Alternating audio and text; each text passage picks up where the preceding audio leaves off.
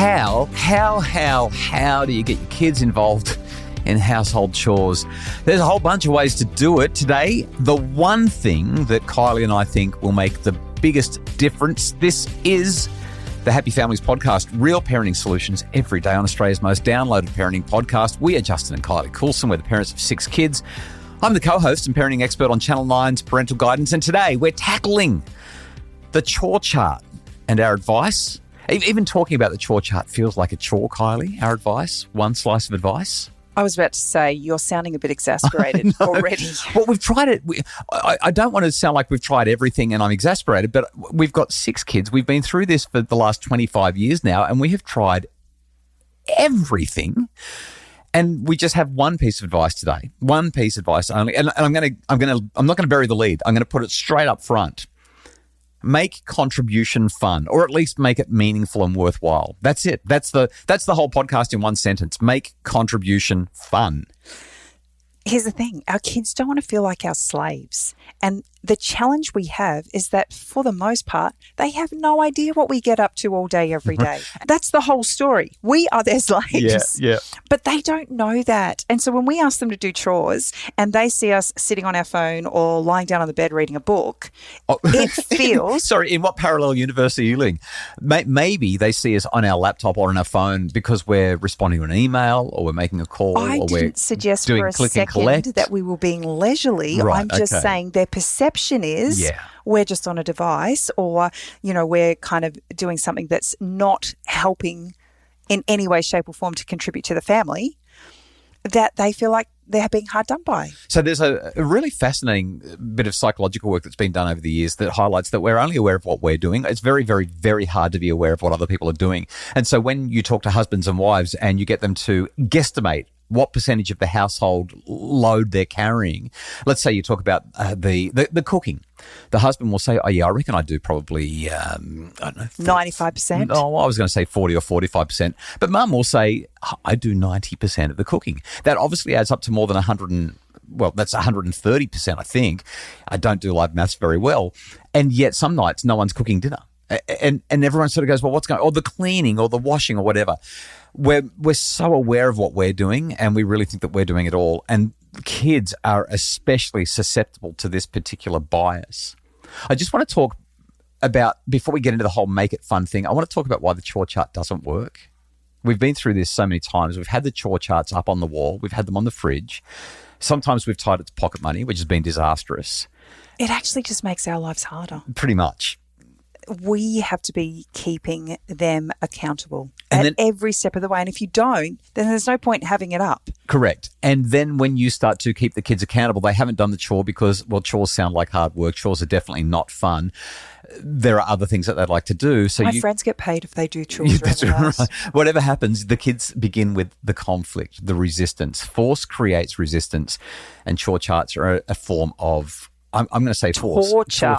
Do kids need to contribute? Absolutely, yes. Do you think that they should be allowed to get away with not participating at all? No way, Jose. They absolutely need to contribute. But chore charts are a specific and unfortunate form of torture. It just makes things super, super hard. So we're not big on chore charts. We're also not big on paying the kids for chores. Because we believe in slave labour. Because we believe in contribution. Unless they're big tasks that go beyond the ordinary cleaning the dishes or hanging the washing or tidying your room. But let's go through some ideas to make chores. I don't even like the word chores, like I said, but let's go through some ideas to make chores and contribution and having a responsibility in the home fun. The first one's my favourite. Yeah. And we've had so much success with this over the years. We still do it with our teenage and adult children when they're in the house. It's called the 10-minute tidy. Yeah. 10-minute tidy. That's exactly what it sounds like, right? 10 minutes of tidying.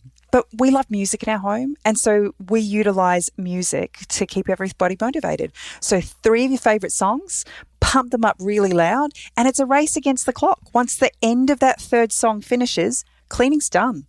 So you're literally getting the most important jobs done, and you're all doing it together. If the kids are sneaky, they'll work out that 3 songs, you can find some really short songs. So it's got to be 3 standard length songs. Every now and again, I get a bit sneaky and throw on one of my favourite long plays or something like that. But here's the thing. you're all together. You've got a meaningful, joint, agreed upon purpose, and you're going to get as much done as you can in 10 minutes. And then you've got a definite stop time. It's really important that you honor the stop. And I struggle with this. Sometimes I'm like, but if we just do another 2 minutes, we can finish this and this. And that's what gets everyone upset. You know, I've noticed you've been working really hard on it, because the other day we were out doing our 10-minute weeding. Yeah. And we were so close. There was literally one patch left. Right in the corner. On the entire part of the garden that we'd been working on. Yeah. And you said, we've done our 10 minutes, let's walk away. And I was struggling with it so much. The weeds are still there because we've gone to a different part of the garden and it's driving me crazy. But it's a 10-minute tidy. And it's incredible what you can accomplish when everyone's on board, everyone's having fun. And here's the key thing. It's about being together. The music's cranking and everyone's just enjoying doing the work. So if you've got older kids and they are actually happy to contribute, then you might even take away the 10-minute tidy. But the key is music. The key is music.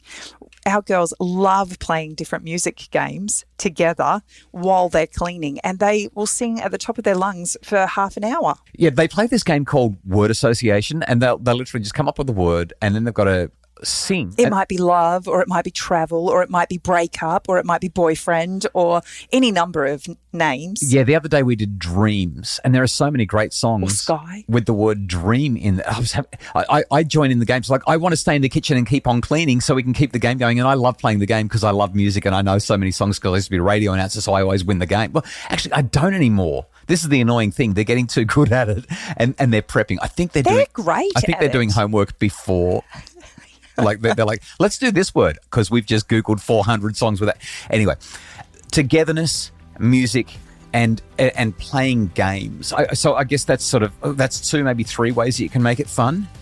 After the break, another couple of ways that you can make chores fun so that the kids are desperate, are dying to get in there and help you to make the house clean and to get stuff done.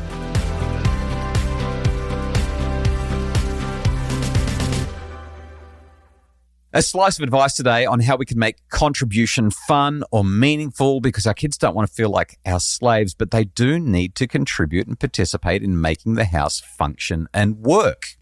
Our next one is make it a race. So we've talked about racing against the music, but now we're actually racing against each other. And if our girls, they're a little bit competitive, but if you have boys, my goodness, they'll just eat this up. Here's the problem. When you make it a race, the quality of the workmanship is not always quite where you need it to be. The dishes might not be exactly clean. The lawn might have some long patches that were missed. The garden might still have all of the roots in because they just ripped the top off the weeds. So make it a race comes with risks.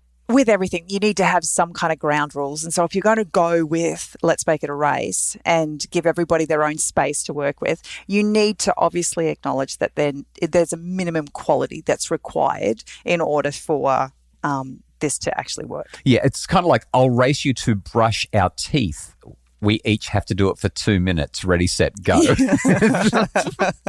it doesn't work. And yet it's still fun. So there's that one. I guess another way of building it up is just having... I can get the toothbrush in my mouth faster than you. Having fun with something like a Mission Impossible.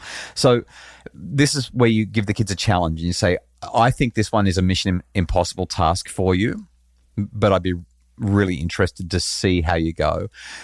With every single one of these, it makes it fun. But you know what makes it the most fun? You know the thing that they all have in common? We're together. Yeah, it's togetherness. Yeah. It's about involvement.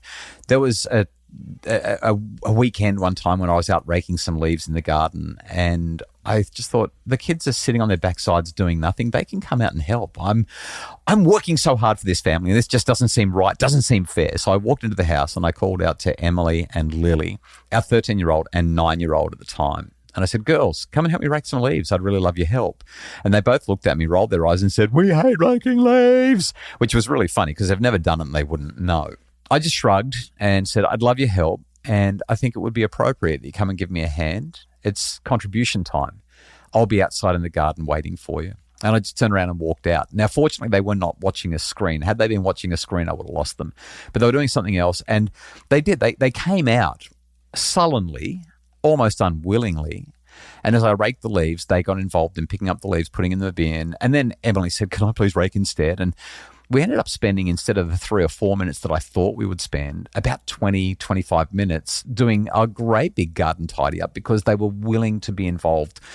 Did I make it fun? Yeah, a little bit, but mostly we just spent the time together, and that was what it took to get them making a contribution. Well, I did say earlier that you are working on keeping to a time frame. I'm working on it. That's our slice of advice. There is one bonus idea that I want to throw in, though. I know we're only supposed to share one slice of advice, but we're making this a sandwich. There's 2 pieces of bread in this advice sandwich. The bonus idea is this. Chores is an outdated word. I think it's an awful word. It's a word, as you highlighted at the beginning, that makes you feel burdened. It feels like this is not going to be fun. This is not something that I would choose to do. This is something that is being placed on my shoulders and I now have to carry it. And I think we can do better. Chores makes things sound like a chore. Now, I know some people like the idea of saying, well, you've got responsibilities. For me, that sounds heavy too. I feel like that sounds heavy as well. Is it true that there are chores in life? Yes. Is it true that we have responsibilities in life? Yes. Do we need to protect our children from that reality? No. But if I want my children to do something that is just not that pleasant, I think that the best way to do it is to give them some autonomy and say, we're going to need some help in the next little while. How would you like to contribute? Sometimes just giving them the option, sometimes just asking them how they would like to contribute makes it feel like it's A, their choice, and B, a lot more fun than it would be if we just told them what to do. So that is our slice of advice on getting the kids tackling chores, or perhaps a better way to say it is helping the kids to make a contribution in the home. The Happy Families podcast is produced by Justin Rulon from Bridge Media. We love so much that you take time out of your day to spend it with us and have a listen. We hope that we're adding value to your life. Thank you so much for being a Happy Families listener. If you'd like more info and more resources about how to make your family happier, you can visit us for more at happyfamilies.com.au or check out Facebook and Instagram. Just search up Dr. Justin Coulson's Happy Families.